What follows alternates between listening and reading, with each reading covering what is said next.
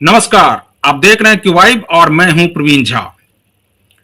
आज बंगाल के लिए तो बड़ा ऐतिहासिक दिन है ही, भारतीय जनता पार्टी के लिए भी है, लेकिन वो अलग खबर है।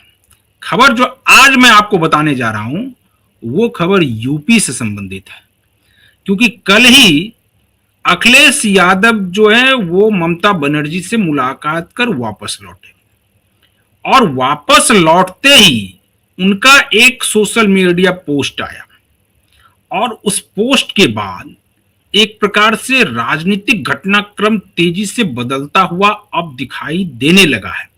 ये ऐसा मैं क्यों कह रहा हूं, क्योंकि ये 2027 का इलेक्शन यूपी का बस आने ही वाला है। अब 2027 के लिए अभी से अखिलेश यादव ने प्लानिंग शुरू कर दी है, लेकिन उस पोस्ट में अखिलेश यादव ने क्या लिखा? अखिलेश यादव ने लिखा कि हम वो लोग नहीं हैं जो मुश्किल दौर में दूसरे को का साथ छोड़ देते हैं। यानी कि नाम तो उन्होंने नहीं लिया, ना किसी पार्टी का ना किसी व्यक्ति का, लेकिन इशारा राहुल गांधी और कांग्रेस पार्टी पर था। क्योंकि जिस प्रकार से तमिलनाडु में जो घटनाक्रम हो रहा है कि तमिलनाडु में कांग्रेस पार्टी यानी राहुल गांधी एमके स्टालिन के साथ मिलकर चुनाव लड़ते हैं, लेकिन जब डीएमके को जीत नहीं मिलती है और एक तीसरा फोर्स उभर कर सामने आ जाता है टीवी के यानी विजय थालापति के रूप में। विजय थालापति जैसे ही वो कुछ आंकड़ों के खेल में वो भी फंस जाते हैं, यानी 108 का आंकड़ा ही उनका बन पाता है, जबकि वहां पर जो सरकार बनाने के लिए चाहिए वो 118 का आंकड़ा चाहिए। अब उनको 10-11 सीटें कम हो रही है। आनन फानन में तुरंत राहुल गांधी ने कहा कि वो विजय थालापति को सपोर्ट करेंगे और सरकार में शामिल होंगे। और राहुल गांधी ने यह कहा कि ये वो वहां के नेताओं के आग्रह पर ऐसा कह रहे हैं, क्योंकि जो तमिलनाडु में कांग्रेस के नेता हैं जो चुनकर आए हैं वो चाह रहे हैं कि वो विजय थालापति के साथ जाएं। उसके बाद क्या क्या घटनाक्रम हुआ, डीएमके की तरफ से क्या कहा गया, ये सब हम आपको बताएंगे। लेकिन जो खास करके अखिलेश यादव ने इशारा किया कि चुनाव पूर्व जो उनका अलायंस राहुल गांधी का डीएमके के साथ था वो उन्होंने एक झटके में तोड़ दिया और वो विजय थालापति के साथ हो लिए। अब इसी को लेकर अखिलेश यादव ने ये पोस्ट किया और उस पोस्ट में 2 तस्वीरें अखिलेश यादव ने लगाई। एक तो अखिलेश यादव और ममता बनर्जी की तस्वीर है और दूसरी तस्वीर अखिलेश यादव और एमके स्टालिन की तस्वीर है।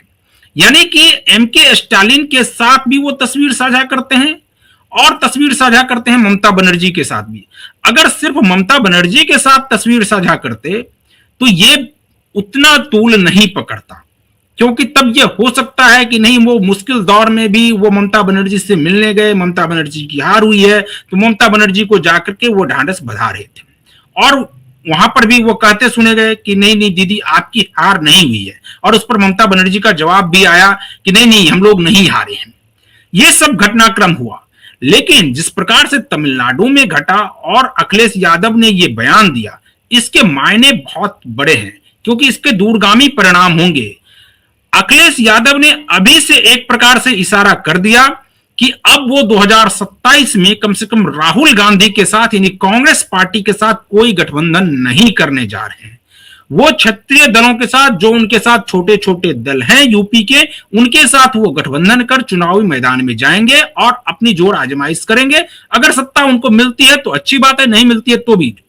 लेकिन अब जो ये कहा जा रहा है कि राहुल गांधी का क्या होगा, क्या राहुल गांधी 2027 में यूपी में अकेले चुनावी मैदान में जाएंगे या कुछ और गठबंधन फॉर्म वो करेंगे, इस सब पर आज हम लोग बातचीत करेंगे। और इस बातचीत में हमारे साथ वरिष्ठ पत्रकार संजीव प्रियदर्शी जी जुड़े हुए हैं। संजीव जी, आपसे हम ये जानना चाहेंगे कि अखिलेश यादव का ये पोस्ट यूं ही नहीं आ गया, वो सिर्फ ममता बनर्जी के साथ ही अगर सिर्फ पोस्ट साझा करते, तस्वीर साझा करते, तब तक तो बात बन जाती। लेकिन जब वो एमके स्टालिन के साथ तस्वीर साझा करते हैं और दोनों तस्वीर को साझा करते हुए कैप्शन लिखते हैं कि हम वो लोग नहीं जो मुश्किल दौर में दूसरों का साथ छोड़ देते हैं, तो इसके क्या मायने समझ रहे हैं। नमस्कार प्रवीण जी, आपको और आपके दर्शकों को। जी। देखिए, कांग्रेस एक ऐसे रास्ते पर निकल चुकी है जिसमें राहुल गांधी को चुनावी सफलता या विफलता से ऊपर का दर्जा दे दिया गया, और यह किसी भी नेता के लिए सबसे खतरनाक स्थिति होती है कि पार्टी ये मूल्यांकन ही नहीं करती कि वो चुनाव जिताने में सफल है या विफल, और सारा ठीकरा हारने पर प्रदेश अध्यक्ष या राष्ट्रीय अध्यक्ष जो भी होते हैं उन पर फूटता है। राज्य में हार गए तो प्रदेश अध्यक्ष पर फूटता है, केंद्र में हार गए तो राष्ट्रीय अध्यक्ष इस्तीफा देके चलते बनते। तो सवाल यह है कि राहुल गांधी अकाउंटेबल कब हो, एक बात। दूसरी बात जो अखिलेश के संदर्भ में है, अखिलेश ने बिल्कुल सही कहा, लेकिन अखिलेश ये भूल गए कि पूरे पश्चिम बंगाल में घूम घूम कर राहुल गांधी ने ममता बनर्जी के खिलाफ प्रचार किया, और जब ममता बनर्जी हार गई तो घड़ियाली आंसू बहाने लगे। और अंतर देखिए, कांग्रेस के जो स्थानीय नेता हैं बंगाल के, चाहे अधीर रंजन चौधरी, शर्मिष्ठा मुखर्जी, और जो कार्यकर्ता हैं बहुत सारे, वो ममता बनर्जी के प्रचंड हार पर, ऐतिहासिक हार पर, या बांग्ला भाषा के भीषण हार पर खुशियां मना रहे हैं। लेफ्ट वाले खुशियां मना रहे हैं, यहां राहुल गांधी मरसिया गा रहे हैं, रो रहे हैं, भावुक हो रहे हैं। और क्या जो कांग्रेस के उतरे कार्यकर्ता की जो हत्या हुई आसनसोल में, या कांग्रेस के इतने पार्टी ऑफिसों पर टीएमसी ने कब्जा कर लिया था, सब भूल गए तो राहुल गांधी। और फिर राहुल गांधी सभा पे जाते कहते हमारे कार्यकर्ता बब्बर शेर हैं।